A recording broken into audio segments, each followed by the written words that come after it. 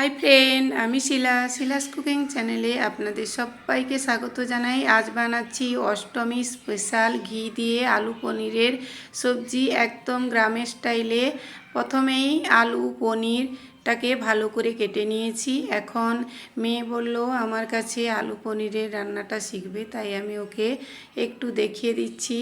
মেয়ে প্রথমে লবণ হলুদ মাখিয়ে পনিরটাকে ভালো করে আমি মাখিয়ে নিই। যেহেতু নিরামিষ তাই পনিরের মধ্যে আগে থেকে লবণ হলুদ মাখিয়ে ঘিয়ে ভেজে নিলে খুব ভালো হয়। দেখুন খুব অল্প ঘিয়েতে কিভাবে নিরামিষ পুজোতে বা ঠাকুর পুজোতে রান্না করা হয় ওটাই আপনাদের শেয়ার করছি। আমাদের বাড়িতে যেহেতু গোপাল আছে তাই আমি এই রান্নাটা আমার গোপালের জন্যই করছি। আর এটা যে কোনো পুজোতে আপনারা প্রসাদ হিসাবে গোপালকে দিতে পারেন। আর অষ্টমীতে সামনেই পুজো, তাই আপনাদের সঙ্গেও এই রেসিপিটা শেয়ার করলাম। ভালো লাগলে প্লিজ আমার চ্যানেলটাকে একটু লাইক সাবস্ক্রাইব করুন, কমেন্ট করুন। দেখুন ঘিটা দিয়ে অল্প পরিমাণ ঘি দিয়ে প্রথমে পনিরটাকে ভালো করে ভেজে নেব।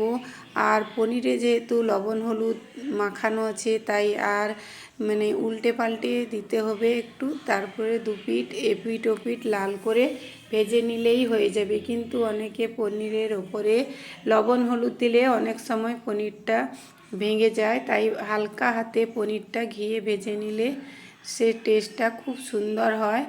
আর আজকে তো রান্নাটা আপনাদের সঙ্গে আমার মেয়ে শেয়ার করছে। এখন পনিরটাকেও লাল লাল করে ভেজে নেওয়া হয়েছে আর নামিয়ে নিয়েছি। পুরো ভিডিও দেখতে থাকুন। এখন আলুটাতেও লবণ হলুদ দিয়ে ভালো করে লাল লাল করে ভেজে নেব। আর কমেন্ট করে জানাবেন এই রান্নাগুলো আপনাদের কেমন লাগে। যদি আপনারা নিরামিষ রান্না দেখতে চান তাহলেও কমেন্ট করবেন। আমার বাড়িতে আমি গোপালের জন্য প্রায়ই ঠাকুরের রান্না ঘিয়েতে করে থাকি, তাই দেখতে চাইলে অবশ্যই কমেন্ট করে জানাবেন। দেখুন লবণ আর হলুদ দিয়ে আলুটা ভেজে নেওয়া হয়েছে। আর আমিও কাছে বলে বলে মেয়েকে দিচ্ছি, ও করছে যাতে পরবর্তীকালে আমি না থাকলেও আমার মেয়ে এরকম রান্নাগুলো শিখতে পারে। ঘি দিয়ে আলুটা ভেজে নিয়ে নামিয়ে নিলাম। এখন আবারও দেখুন খুব অল্প পরিমাণ ঘি দিয়েছি, তার মধ্যে দেখুন জিরে ফোড়ন আর দিলাম এলাচ। আর কোনো ফোড়ন কিন্তু আমি এখানে দিইনি। আর এই ফোড়নটা ফুটে উঠলেই আমি একটা পেস্ট বানিয়েছিলাম কাজু চারমগজ আর দই দিয়ে কাঁচা লঙ্কা দিয়ে একটা পেস্ট বানিয়েছিলাম, ওই পেস্টটা দিয়ে দিলাম। তারপর দিচ্ছি হলুদ গুঁড়া, লঙ্কা গুঁড়া, ধনে গুঁড়ি, জিরে গুঁড়ি আর দেব গোলমরিচের গুঁড়া।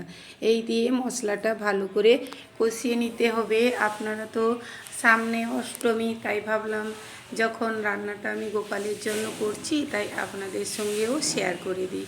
তাই পুজো সামনেই তো অষ্টমী দুর্গা পুজোর, তাই এই রান্নাটা অবশ্যই বাড়িতে ট্রাই করবেন। দেখবেন ঘি দিয়ে অবশ্যই এই রান্নাটা ট্রাই করে অষ্টমীর দিন বাড়ির সবাইকে খাওয়ান। লুচির সঙ্গে খেতে পারেন, পোলাওর সঙ্গে খেতে পারেন, যে কোনো রান্নাতে এই রেসিপিটা করলে নিরামিষ খুব ভালো হয়।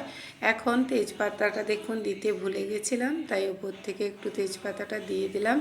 তারপর ভেজে রাখা আলু পনির এগুলা দিয়ে ভালো করে কষিয়ে নিতে হবে। এই সময় মশলাটা খুব হালকা হাতে, কারণ পনিরটা দেখুন একদম কিন্তু লাল লাল করে ভেজেছি, তাই ভেঙে যাওয়ার কোনো সম্ভাবনা নেই।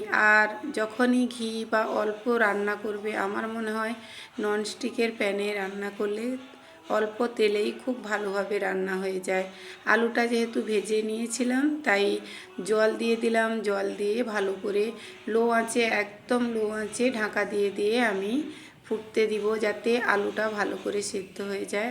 আর তার সঙ্গে বেগুন ভাজা বানাচ্ছিলাম, ওটাও দেখতে পেলেন। ঢাকা দিয়ে দিয়ে দেখুন আলুটা যখন সিদ্ধ হয়ে গেল তখন পনিরটা আমি নামিয়ে রাখলাম। আলু পনিরের রান্না কেমন হলো অবশ্যই জানাবেন। দেখা হবে পরের ভিডিওতে।